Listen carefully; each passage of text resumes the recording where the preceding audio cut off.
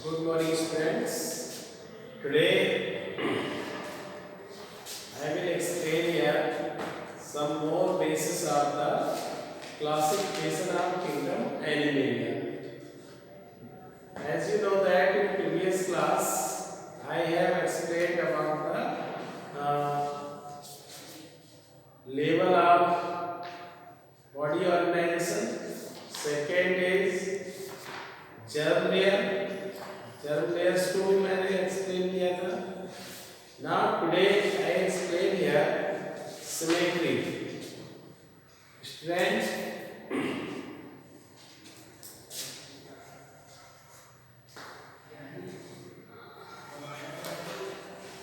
symmetry is the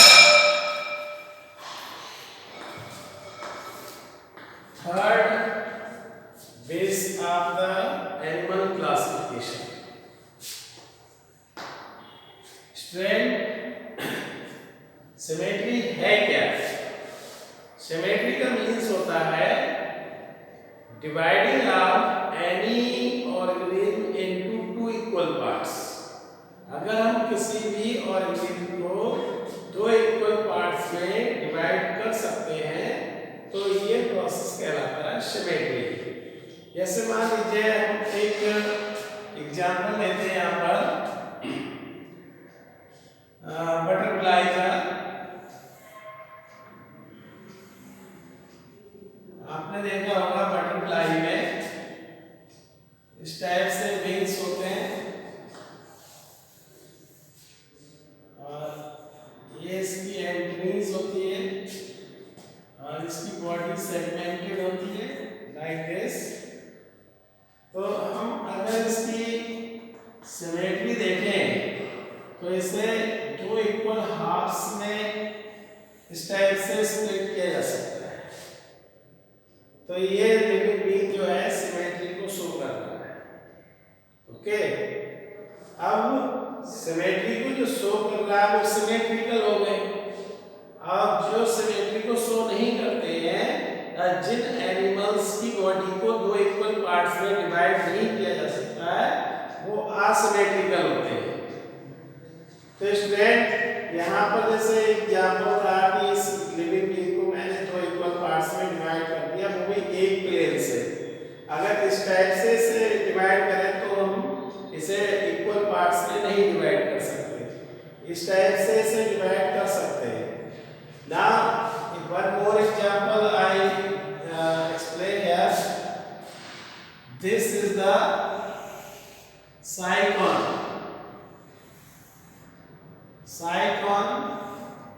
This is a पोरिफेरल. अब इसकी body को अगर यहाँ से स्प्लिट कर रहा हूँ तो भी इक्वल पार्ट्स में डिवाइड नहीं हुआ, यहाँ से कर रहा हूँ तो भी इक्वल पार्ट्स में डिवाइड नहीं हुआ. तो ये जो है स्ट्रेंथ असिमेट्रिकल है. असिमेट्रिकल इसलिए है क्योंकि इसकी बॉडी को दो इक्वल पार्ट्स में डिवाइड नहीं किया जा सकता. अब इसे किया जा सकता है दो इक्वल पार्ट्स में, वो भी एक प्लेन के द्वारा. एक प्लेन के थ्रू हम इसे डिवाइड कर सकते हैं. तो ये बाइलैटरली सिमेट्रिकल हो गया. बाइलैटरली symmetrical.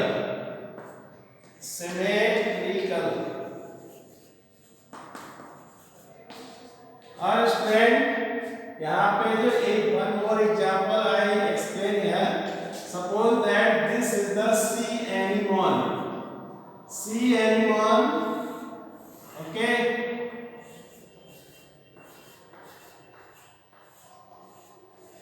This is a sea anemone. It can be split. Okay, it can be split like this way.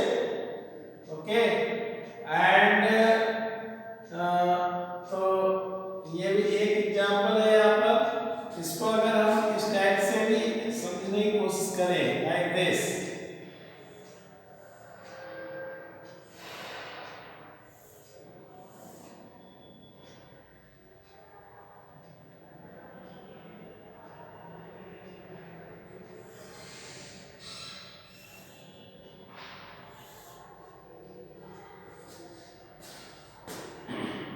अगर इसको इस टाइप से कट किया जा रहा है तो भी इसे इंटरसेक्ट कर सकते हैं दो इक्वल पार्ट्स में। और एक एग्जांपल और मैं इसको बताता हूँ यहाँ पे। तो ये दो इक्वल पार्ट्स में डिवाइड किया जा सकता है, तो ये भी सिमेट्रिकल हो गया। एक स्टार फिश का एग्जांपल ले लीजिए। स्टार फिश में क्या होता है स्टूडेंट, उसमें उसकी 5 आर्म्स होती है, स्टार की तरह वो दिखने में लगता है स्टार फिश। तो यहाँ पर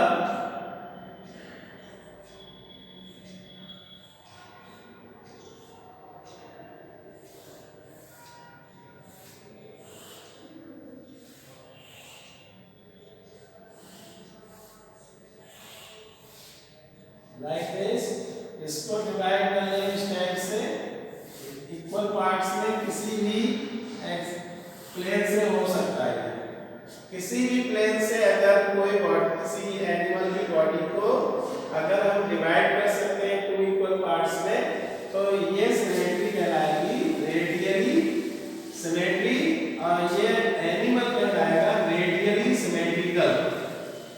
रेडियली सिमेट्री।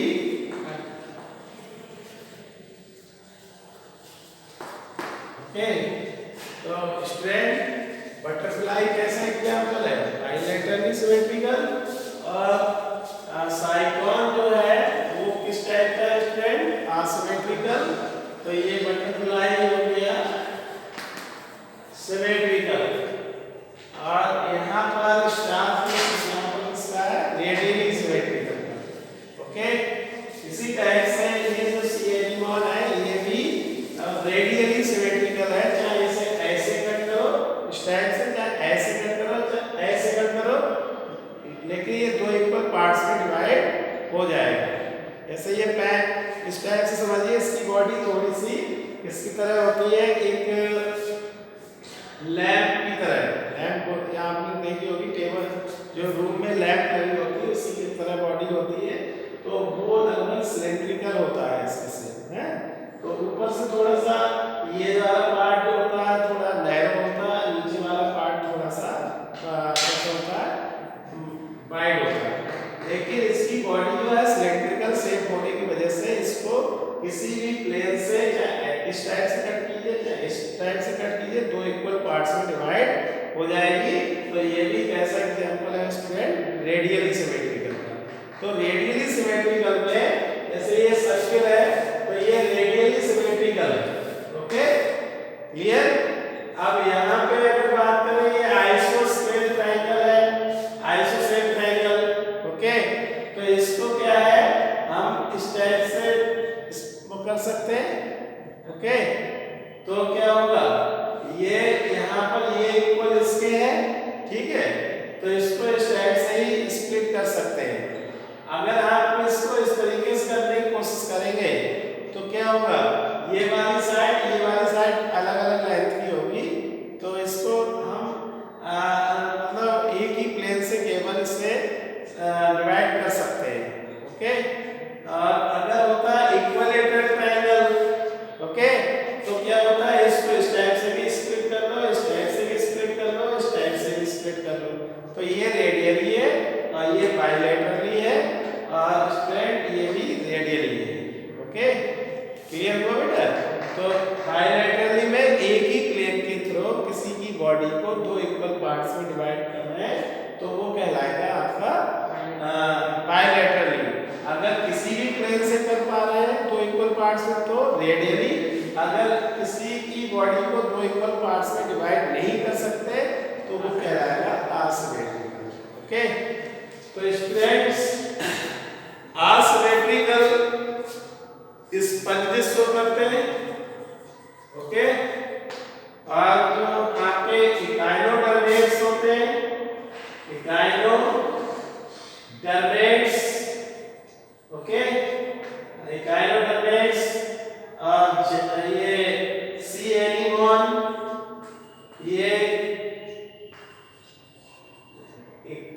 जो है रेडियली सिमेट्रिकल, इनकी जो सिमेट्री होती है वो रेडियली सिमेट्रिकल होते हैं। और नेक्स्ट है जैसे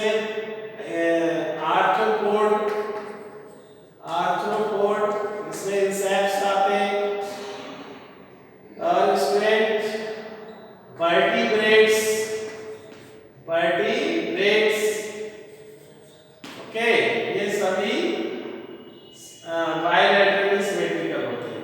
क्लियर? तो in this way you can understand the third base of the classification, that is symmetry. Okay.